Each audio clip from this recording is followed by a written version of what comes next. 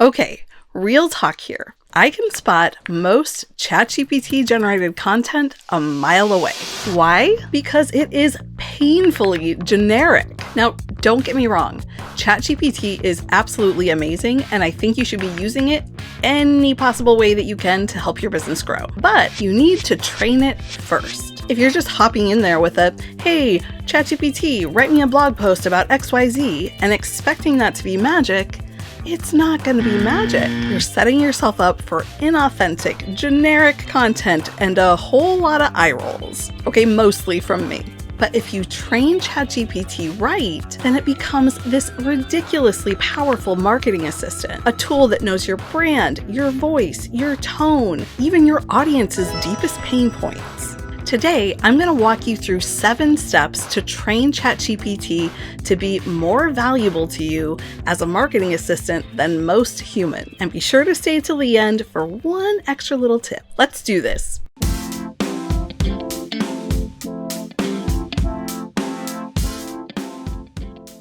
Hi everyone and welcome. I'm Melissa from Zero to B2B, and I use all of my years of experience working with Fortune 500 companies to help small businesses and solopreneurs create marketing strategies that actually move the needle, only without spending a whole lot of time and money. So if you're trying to do it all yourself and you need the help of ChatGPT, I totally get you. But if you also want to make sure that that content sounds authentic to you, then you're going to love this video. And the good news is that you don't have to take any notes.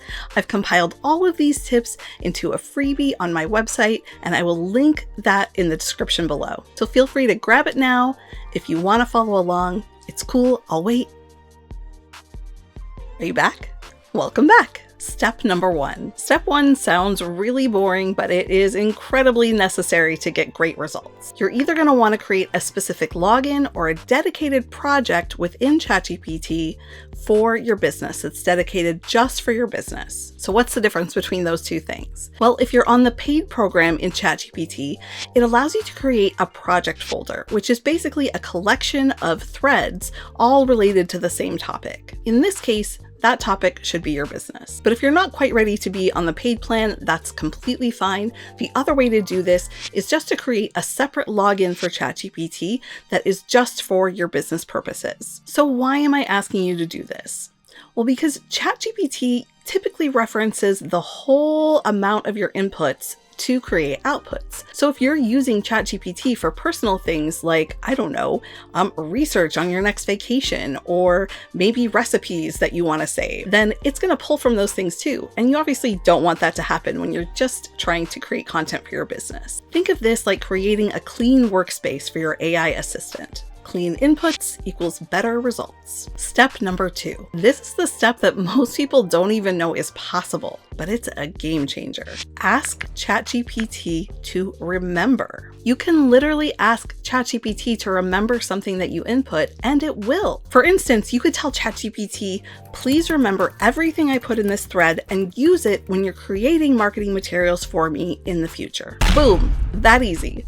Now you're creating an AI assistant that gets smarter as you go along and learns every single time you use it. You can also create a training thread. This is where you upload everything you want ChatGPT to remember about your business. It can include things like your audience, your tone, your brand themes, whatever it is that you want ChatGPT to remember about you and your business. And then ChatGPT can pull from that training thread as a home base. Step number 3. I alluded to this a little bit in the last step, but you want to give ChatGPT context. The more it knows about you and about your business, the better it's going to be at generating responses that sound like you and your business. So you can feed ChatGPT things like your industry or your niche. You can tell it about your audience. You can talk about what you offer and what makes you different. Here's an example using my go-to Thrive & Co. Thrive & Co. is just a company I've made up so that we can use it as a reference for all of these examples. So Thrive & Co. is just an imaginary local business that provides plants and plant care for corporate offices. So a short version of what you might say to ChatGPT is something like this. I run Thrive & Company, a corporate plant care service that helps offices look more vibrant and inviting. Our competitive edge is reliability. We keep plants healthy, office is vibrant, but we do it in a stress-free way, so employees don't have to worry about a thing. And as you're doing this step, don't forget to tell ChatGPT about yourself as well. Specifically, I asked ChatGPT to interview me as though it were a writer writing the story of my life, particularly focusing on why I give the advice that I do and what qualifies me to give marketing advice. This process kind of blew my mind, to be honest with you. Not only did it help me remember different stories about what I have experienced in the marketing industry over several years, but it also was kind of therapeutic in a way, so I very highly recommend it.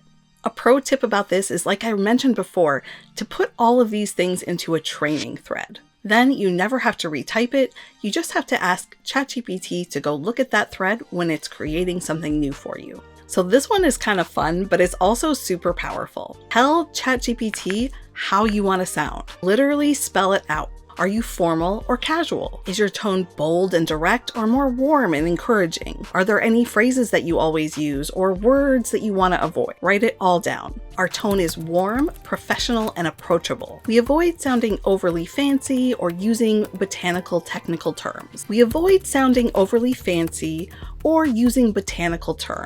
talk like a reliable partner who genuinely wants to make your life easier. Once you define these things, you will be shocked at how well ChatGPT starts matching your voice. Step number 5. This one gets overlooked, but it's so helpful. Tell ChatGPT what you're actually trying to do.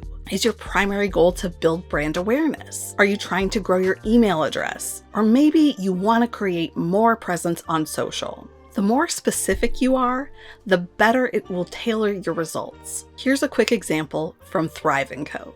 I want to generate more leads by connecting with HR professionals and office managers on LinkedIn and through local networking. I want to do this by sharing practical tips about creating more welcoming, healthy work environments. Once you do this, ChatGPT can then prioritize the ideas that it gives you and the language that it uses to help people move closer to taking the action that you want them to take. Step number 6. Now we're getting into buyer psychology, which is something that I absolutely love. We're going to go back to that training thread and we're going to help ChatGPT understand your audience. You want to tell ChatGPT who your audience is. What are their roles? What are their job titles? What do they struggle with and what motivates them? Where are they in the buyer's journey? And what are their top objections to working with you? If you're not sure of the answers to these questions, don't sweat it.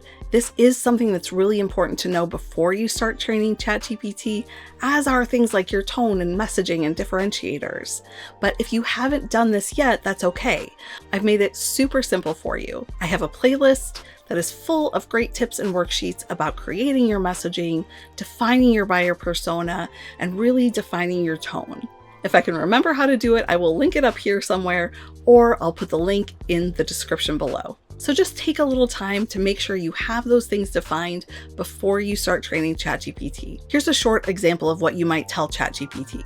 Our audience is made up of busy office managers and HR pros. They care a lot about creating a positive work environment, but they do not have time to maintain plants themselves. They want a dependable vendor who makes their office shine with zero effort on their part. But once you go through the work of creating those buyer personas and journeys and building out your messaging, all of those things, I would literally just copy paste all that work that you do and put it into your training thread. And remember, the more real and human your input is, the more authentic the output will be. The last step is to train ChatGPT like you would train an intern, and that's to give it lots of feedback. Tell it what worked. Tell it what didn't work. Was the tone off? Did it miss a point? Did it over-explain? Was the length what you wanted it to be? Just like anyone learning how you operate, ChatGPT needs to know if it's on the right track. Here's an example. This outline is great, but can you make it a little snappier and cut the jargon? Also, can you add more bullet points? Because I think that'll make it easier for people to read. Not only can you give it direct feedback, but you can take something that it creates for you, rewrite it in ChatGPT or rewrite it on the side, and you can say, hey, here's the final product, based off of your original suggestions. Please take a look at the changes so you know how to write more like me in the future. The more clearly you give direction, the more consistent and helpful the responses will get. And the more you repeat what you like, the faster you're going to get into a really great groove. If you're still with me, thank you so much for hanging out with me. If you're still watching, thank you so much for hanging out with me this long. I really appreciate you taking the time to watch this and see what might resonate with you. So here's a little extra bonus tip when working with ChatGPT, and that is to be nice and polite. Say please and thank you to ChatGPT because, just in case. In all reality, I am actually very much an AI optimist. I know there are big drawbacks, but I think that what we see in the future because of AI is going to outweigh all of them in the end. But, better safe than sorry. Here's the bottom line. ChatGPT is an amazing tool. We all know it is incredibly powerful, incredibly amazing, but it's not plug and play. You wouldn't hire a new employee and expect them to be brilliant on day one, right? It's the same thing here. The good news is that you typically only have to tell ChatGPT once, and all that work in the beginning ends up paying off like crazy over time. So grab the free worksheet, use these 7 steps, and you'll start getting better, more strategic responses, all without needing to spend a ton of hours editing and rewriting. I have so many more videos coming all around how you can simplify your marketing and get it to actually drive results. All about how you can simplify your marketing and get your efforts to actually drive results so you can build a business that works. And let me know in the comments how you've been using ChatGPT lately and any, challenges that you might have come across as you're doing that. I'd love to know if you have anything in particular that you'd like help training it to do. Just remember, you've got this. Marketing doesn't have to be crazy complicated, and ChatGPT can help with that.